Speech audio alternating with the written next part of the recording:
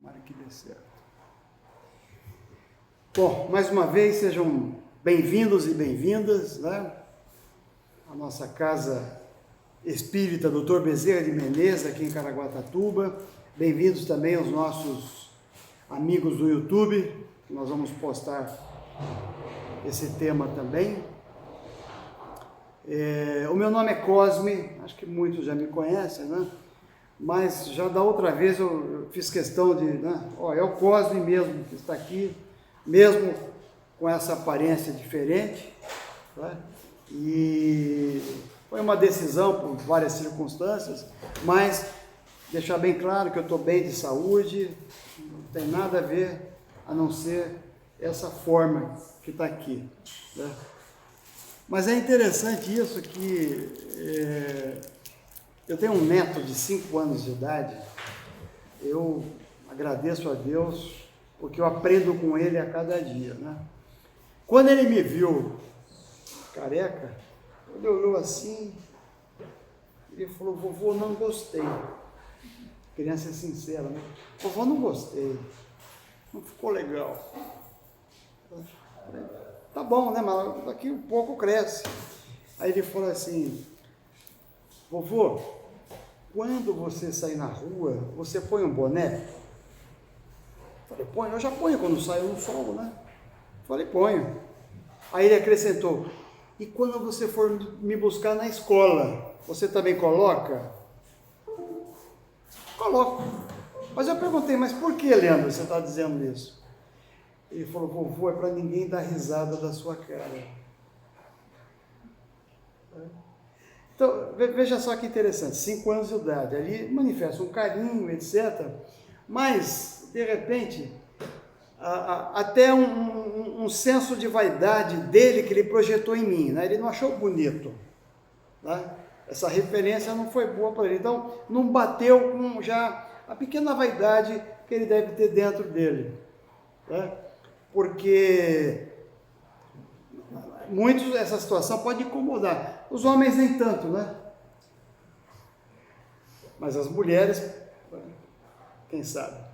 Mas então vamos falar de vaidade, né? O que eu quero falar com vocês hoje é de vaidade. Eu vou falar de vaidade, desejo e vontade. Vou dar só uma passadinha na vaidade. Aí vocês podem perguntar: mas desejo e vontade? Vocês vão entender por quê. Então a vaidade, né? O que é a vaidade, né? Aí eu fui ver a definição no dicionário.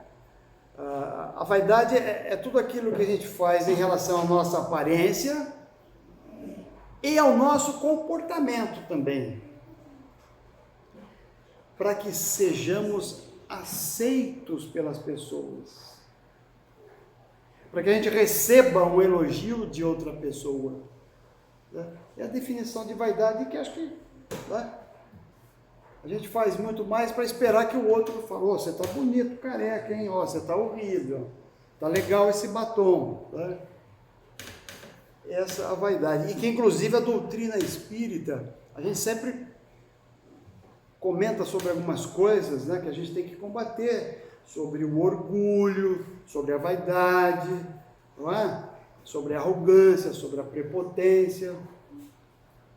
Mas quando a gente fala da vaidade, a gente pode às vezes confundir um pouco a vaidade com, por exemplo, amor próprio. Tá? O amor próprio, vamos falar do amor que o Cristo veio nos ensinar, tá? Jesus, quando chegou aqui, a primeira máxima dele foi sobre o amor, e que ele nos disse: amar a Deus sobre todas as coisas. Legal. E amar ao próximo como a si mesmo. Só que é interessante, quando a gente pensa nessa frase, né, amar ao próximo como a si mesmo, a gente projeta muito mais esse amor no outro, né? Como será que eu estou amando o meu irmão aqui, a minha irmã? Mas eu tenho que amá-los como eu me amo. Então, se eu estou sendo negligente, se eu estou sendo péssimo comigo, eu não estou amando legal vocês. Esse é o amor que o Cristo veio nos ensinar. Mas veja só o que eu quero, quando a gente fala da vaidade, o amor próprio, existe uma coisa muito próxima deles, de fato. Né? E eu aprendi o seguinte: amor próprio é a gente cuidar bem de nós mesmos, a gente querer bem. Eu me quero bem, eu me amo. Eu me querer bem. Só que em relação, quando a gente fala vaidade, está muito próximo, né? Eu me amo, acabou, sou o bonitão da história, careca ou não. Mas a gente tem um limite nesse processo, né, do amor próprio, que aí vira a vaidade. Eu só faço isso para alguém me elogiar, mais nada. É o limite. Só que é difícil identificar esse limite e lutar, porque é uma luta interna que nós temos que ter, com cada um dos nossos limites, no processo de melhoria, no processo de reforma íntima, é uma luta interna que nós temos. Todos nós sabemos disso. Mas e aí, Cosme, que ferramenta eu tenho para essa luta? Sou muito vaidoso, sou muito arrogante, etc. Como é que eu luto? Tem duas armas poderosas que nós vamos falar hoje: o desejo e a vontade. Duas armas. Não adianta a gente querer, tem muita coisa de autoajuda, mas nós vamos falar hoje legal sobre isso. Desejo e vontade. Né? Coisas que também às vezes a gente confunde, mas eu vou também ilustrar bem isso. Tá? Desejo e vontade. Esse tema, inclusive, nós estudamos e viemos fazendo várias palestras de um livro que eu sugiro a vocês. Pensamento e Vida, do Chico Xavier, psicografado através do Espírito de Emmanuel, há mais de 60 anos atrás. Né? Tá bem legal, eu recomendo a vocês. Mas o desejo e a vontade, né? Como será que isso, eu até disse, a gente confunde. O que é desejo e vontade? Como é que será que isso é processado na nossa mente, no nosso cérebro? Opa, Cosme, já tem duas coisas que às vezes a gente confunde, né? Mente e cérebro. Eu sei que muitos daqui, estudiosos, pesquisadores, já podem ter até essa distinção. Mas eu vou compartilhar com vocês uma ilustração que eu aprendi muito legal. Mente e cérebro. Vamos comparar com a tecnologia da informação, com a informática. Tá? Com a informática. Aí a gente pode dizer o seguinte, que a nossa mente, primeiramente, é uma coisa assim, vamos dizer, etérea. Ela está no ar, a gente não vê, não pega, ela vem com o nosso espírito. O cérebro é concreto, está aqui dentro. Se tirar uma tomografia, o cirurgião abrir, ele está aqui. E os médicos dizem que nós temos em torno de 1,5 kg de massa encefálica aqui. Né? Mas por que comparar com a informática? A gente pode dizer, por exemplo, que o nosso computador, que chamam de hardware, né? O computador, ou esse celular, até as nossas televisões smart, que são ligadas na internet, né? Hoje são poderosas. É o hardware. A gente pode comparar o nosso computador, né, com o nosso cérebro. Está lá. Tá? Como a gente pode comparar a nossa mente com o que chamam de software? O que é o software? O Windows, que faz rodar os programas, né? O Excel, o Word, o PowerPoint, né? Os aplicativos que nós temos aqui no celular. Mas veja que interessante, existe uma interdependência deles, do hardware e do software. Né? O computador não funciona se não tiver o Windows. O Excel não funciona se a gente tiver o computador. O aplicativo não se tiver o celular. Um depende do outro. E assim também é a nossa mente e o nosso cérebro. Um depende do outro também. Né? A gente depende da nossa mente para que o cérebro seja provocado, os estímulos eletromagnéticos, para a gente falar, para a gente fazer alguma coisa. Né? Nós somos motivados dessa forma. Comparando ainda, a gente pode, aí eu acrescento um termo também em inglês, que é o humor, que é a figura do homem, da presença. Tá? A gente pode ter o melhor computador, esse aparelho aqui, o melhor que for, os melhores aplicativos, etc. Mas quem vai operar isso aqui? Quem vai decidir o que fazer quando? Somos nós.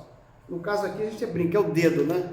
A gente faz alguma coisa, digitei errado. Né? A mente e o cérebro também.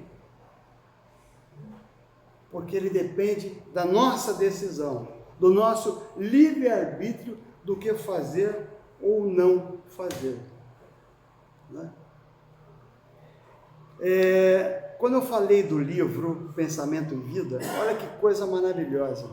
Ele começa falando sobre a mente. Né? O espírito, através de Chico, há mais de 60 anos atrás. E ele nos diz que a mente, ele compara a mente com uma empresa. Ele fala bem claro assim, que a nossa mente funciona de forma departamentalizada, que tem um organograma. Eu até coloquei aqui, às vezes a gente fala organograma. Eu que sou administrador tenho facilidade com isso. O que é isso aqui? É um organograma, como as empresas funcionam. Né? Olha só, Emmanuel diz que a nossa mente é isso aqui. Mas o que é esse organograma? Vamos imaginar rapidamente aqui para ilustrar. Que eu vou criar uma empresa de fornecimento de alimentação, de quentinho. Então está lá a empresa do Cosmo, de refeição. Né? O que eu preciso para essa minha empresa? Eu preciso da área de produção, pessoas que vão lá fazer a comida, etc. Né? Então, aqui eu coloco a área de produção. Eu estou aqui, ó, o Cosmo está aqui. Eu sou o chefe, eu sou o gerente, eu sou o dono aqui. Além da área de produção, eu preciso de gente, né? Cozinheiro, etc. Preciso contratar essas pessoas. Eu tenho que ter um RH. Percebe? Eu preciso de uma área de logística para levar essas refeições num carro adequado, etc. Logística está aqui na minha empresa. Alguém que pague, cobre as coisas, o financeiro, marketing. Para vocês terem uma ideia do que a gente... Quando eu falo departamentalizado, é isso. Olha só o que o Espírito Emmanuel nos sinaliza. Aí ele fala, a nossa mente é assim. E ele cita alguns departamentos, que eu vou falar aqui, vou pegar 4 departamentos, né? Essa aqui é a nossa empresa chamada mente. Essa aqui é a nossa empresa, a mente. Ele fala de um departamento que ele chama de memória. Memória. O que é memória, quando o Espírito nos fala dessa forma? São as nossas experiências, as nossas vivências. Aqui as nossas memórias. É um departamento na nossa empresa chamada mente. Né? E essa memória eu até subdividiria, né? Aqui em 2 outros departamentos, uma subdivisão de memórias, vamos dizer assim, eternas, o HD. Falando ainda de informática, sabe o HD que a gente tem lá e fica tudo ali? Nós temos uma memória dessa, que vem até de outras reencarnações, não vou nem entrar nisso, mas... E temos as memórias mais temporárias, aquela que eu memorizei hoje, processei e já foi. Mas essa memória é importante para a nossa empresa chamada mente. Aí ele fala de um outro departamento que a nossa empresa tem, que é a inteligência. A inteligência. Eu também subdividi aqui em 2 outros departamentos. Né? Primeiro, essa inteligência que nós temos, que nós nascemos, né? Cada um com o seu nível de inteligência, e com o passar dos anos, através de pesquisas, de estudos, etc., a gente pode agregar mais para essa inteligência. Né? Mas tem uma outra inteligência, que é a inteligência emocional, que eu me lembro já de muitos anos, já estou aposentado, que as empresas já no processo de seleção avaliavam e avaliam ainda hoje a inteligência emocional da pessoa. O que é isso?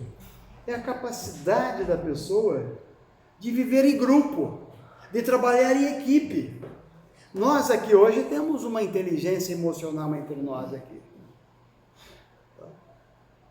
É um outro departamento importante da nossa empresa chamada mídia.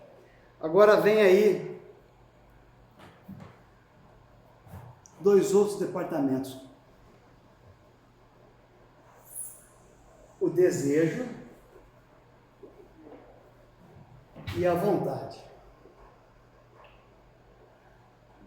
Como é a ilustração, isso aqui eu não considero. Desejo e a vontade. E como eu disse, né, são coisas parecidas, né? Coisas parecidas, a gente pode confundir, né? Então vamos lá, o desejo, né? O desejo é aquele primeiro impulso, correto? Aquele primeiro impulso, mas que na maioria das vezes a gente fica, como diz, rodando em círculo, né? Eu tenho aquele desejo imenso de determinada coisa, né? Mas eu não consigo, não saio daquilo, fica só no desejo. E o Emmanuel nos fala que o desejo tem a ver com as nossas tendências, que depois eu vou mais para frente dar exemplos disso, né? As nossas tendências, que são boas e ruins também, né? Mas o desejo é aquele primeiro impulso, mas que eu fico ali, a coisa não sai, né? Já a vontade, ela é muito mais elaborada, né? A vontade é aquela que vai fazer com que eu arregace as mangas aqui e bote a mão na massa. A vontade é que vai fazer eu sair desse círculo, que é meu desejo está me impulsionando. A vontade é que vai fazer eu dar o primeiro passo e seguir aquele novo caminho. Essa aqui é a vontade.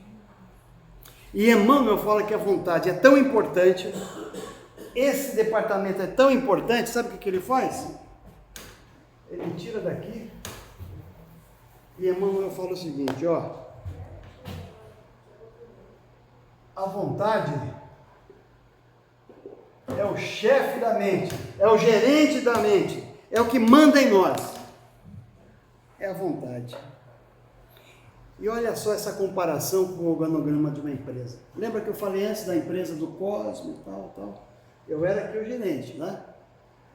E eu conhecia todos os departamentos, eu sei os recursos que eu tenho, e eu que vou decidir quando fazer, quantas refeições, quando entregar ou não. E Emmanuel nos fala o seguinte, que a vontade, ela está aqui em cima, exatamente por causa disso. A vontade conhece cada um dos nossos recursos, a inteligência, a memória, e sabe quais são as nossas tendências. É a vontade que vai, avalia e faz assim, olha, vai lá e faz. Né? Então, se eu tenho um desejo de superar essa minha arrogância, a minha vaidade, né? Eu tenho que trabalhar melhor e atingir a minha vontade, para vencer aquela luta que eu disse para vocês lá atrás, né? A minha vontade. Agora, para ilustrar melhor isso, até quando eu falei de tendências, né? Vamos imaginar a gente caminhando aqui em Caraguá, na Avenida da Praia em Caraguá, né? Estamos lá caminhando, passeando, bonito. Se eu tiver uma tendência de ser um administrador público, por exemplo, o que os meus olhos vão enxergar? Eu vou ver ali como é que está o sistema viário, as mãos, como é que está o trânsito, o semáforo. Eu vou observar se os prédios estão obedecendo o plano o plano piletor, o plano diretor, né, da nossa cidade, que estabelece a altura dos prédios, né? Nós temos isso. O plano diretor. Mas eu que tenho essa visão. Se eu ver alguma coisa que não esteja legal, né, e que eu tenho o desejo até de corrigir, eu vou ter que ter aí a vontade de efetivamente fazer alguma coisa. Fazer um registro disso, correr atrás. Mas vamos continuar nesse exemplo de você caminhando, nessa mesma avenida da praia, né? Agora, de repente, eu vou imaginar que você tem uma tendência de ser alguém que gosta de animais, de ser um veterinário. Você está caminhando ali, o que os seus olhos vão ver? Os animais que estão ali abandonados, você vai verificar se tem algum gato ou cachorro que está passando fome, que está machucado, etc. Vamos observar os donos. Eu aprendi isso com quem cuida de animal, que o comportamento do dono influencia o animal, né? Eu vou observar isso, tá? Porque é a minha tendência. O meu desejo é que aqueles animais sejam atendidos. Mas é a minha vontade é que vai fazer com que eu faça alguma coisa. Chame a zoonose, pega um cachorro daquele e leva para minha casa. É a minha vontade. E quando eu falo dos animais, eu sempre lembro de uma irmãzinha nossa, os mais antigos já conheceram, a Tânia. Ela era responsável de terça-feira aqui, a Tânia, né? Ela morava aqui, numa casa grande, no Aruã, mudou para um sítio em Campinas, uma chácara. Ela tinha 15 cachorros na casa dela, a casa era grande. Mas eles viviam em tudo quanto é canto da sala. Da sala, do banheiro, lá fora, 15 cachorros. Por quê? Ela tinha essa tendência, ela colhia os animais, quando não as pessoas colocavam na porta da casa dela, né? Então ela já tinha essa tendência, ela tem o desejo, né? E a vontade, a cabeça dela, a mente dela avaliava, olha, eu tenho condições, parece exagero para nós, para ela estava de boa. Tanto é que ela mudou e levou os 15 cachorros, não abandonou nenhum aqui. Mas voltando, vamos continuar nessa caminhada. Vamos dizer que você tem uma tendência de ser um ambientalista. Você está caminhando aqui na beira da praia. Eu vou começar a observar o que, por exemplo? O sistema de água pluvial, água de chuva, se isso aqui está legal, né? Que a gente sabe aqui, quando se chover e a maré estiver alta, temos problemas. Eu vou ver se os bueiros estão desobstruídos. Eu estou caminhando lá, se eu olhar para o trecho aqui da serra e ver uma área desmatada, eu vou ficar preocupado com aquilo vai me incomodar, que é a minha tendência. E o meu desejo é que aquilo não fosse dessa forma. Aí vem a minha vontade e eu vou ter que fazer alguma coisa, nem que for para denunciar aqui na Secretaria de Meio Ambiente, por exemplo, né? Percebem a coisa? Agora fica um pouco mais claro, né? Desejo e vontade. Dá uma última caminhada aqui dentro da praia, né? Mas agora vamos fazer assim, a gente está caminhando ali, aí de repente você vê próximo ali um indigente, um morador de rua, um mendigo, pedindo comida, pedindo dinheiro. Ele está mal vestido, precisando de higiene, está sofrendo. E eu estou vendo aquela figura, aquele cidadão ali, tá? Vê se não acontece isso com a gente está caminhando ali, aí você está vendo aquele indigente ali. Se eu não tiver nenhum foco naquilo, se eu não tiver nenhuma tendência de ajudar ao próximo, né, aquilo ali vai passar batido por mim, porque o meu foco é ir, ou é ir no banco, ou é ir no quiosque, ou é ir na praia, não sei. Aquilo vai passar como se nada ocorresse. Né? Mas como também acontece muitas vezes assim, né? A gente vê ali, aí você está se aproximando, e você começa, a sua mente já começa a elaborar alguma coisa. Aí ela fala assim, poxa vida, ela vai mexer aqui com a minha inteligência. Eu sei que eu tenho um dinheiro trocado no meu bolso, isso aqui não vai me fazer falta, mas pode ajudar aquela pessoa. Aí alguém vai falar, mas você vai dar o dinheiro para ele tomar cachaça. De repente, aquele mísero 10, 15, 20 que você dê para a pessoa, naquele dia ele vai mudar. Ele vai fazer uma mudança na vida dele. Então, a tua mente está processando isso. A sua mente está vendo a memória, que com certeza talvez nenhum de nós tivéssemos já passado uma situação crítica como aquele indigente. Mas nós sabemos o que é passar fome, né? Cada um na sua intensidade. Na pior das hipóteses, quando atrasa o almoço em casa, ou no trabalho 5 ou 10 minutos, então a minha memória está produzindo tudo isso. E a minha tendência de ajudar a pessoa, a minha vontade faz o quê? Ela dispara aquele botão vermelho e fala assim, Cosme, para, vai lá e ajuda aquela pessoa. Percebe? Às vezes acontece assim com a gente, você está caminhando, está vendo a pessoa, não tenho trocado, não tenho, puxa, preciso ir lá, vou encontrar com meu neto lá no quiosque. Você passa pela pessoa e a gente para e volta. O que foi, meu irmão? Você vai ajudar. E muitas vezes a gente sabe que não é um trocado, não é o dinheiro, às vezes é uma atenção, uma palavra para aquela pessoa, um encaminhamento com a assistência social do município, aqui para a casa espírita. Às vezes uma atenção dessa já é válida. E esse exemplo que eu falei da pessoa caída ali, né? Nós podemos fazer com a gente mesmo 2 exercícios mentais. Né? Um é mais ou menos esse, a gente sendo a pessoa que está passando ali e aquele coitado no chão. Porque de repente a gente tem amigos, parentes, colegas de trabalho, que não estão largados ali em frente ao Parque Trombini, passando fome, mas estão ruins, estão em depressão, estão esperando que a gente estenda a mão para ele. Vamos fazer um outro exercício agora. Às vezes é você que está ali no chão, você é o pedinte. E repito, por sorte não estamos na rua pedindo comida, mas muitas vezes estamos no escuro do nosso quarto em depressão, esperando que pelo menos um WhatsApp alguém mande para a gente. E aí vem a coisa então do desejo e da vontade.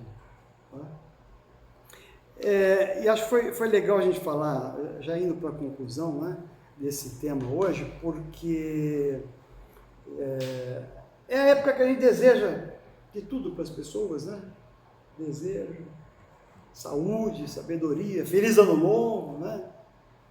Mas e aí, como é que as pessoas vão, como é que se combate, né?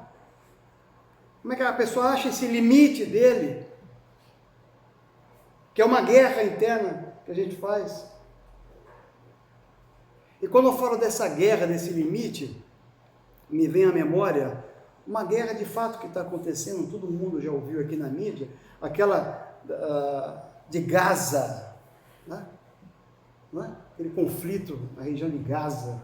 O que é Gaza? É uma região da Palestina, um território da Palestina, que faz limite ali com Israel e Egito,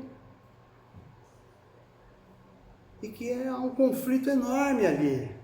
Né? Ou seja, tem pessoas que querem passar por aquele limite, por aquela faixa, para que ela seja feliz em outro local. Não vou nem entrar na mérito aqui, a gente já sabe quem briga com quem, mas só o raciocínio.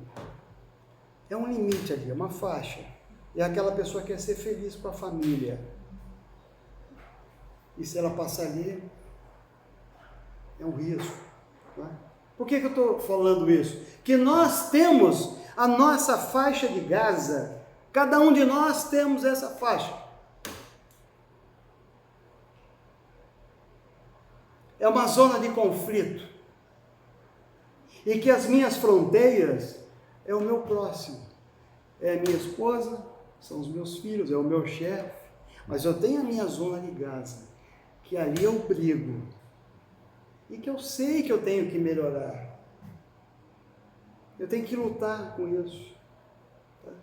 Por sorte, voltando ao que nós começamos lá, a arma que nós temos para essa nossa zona de Gaza é o desejo, é a vontade.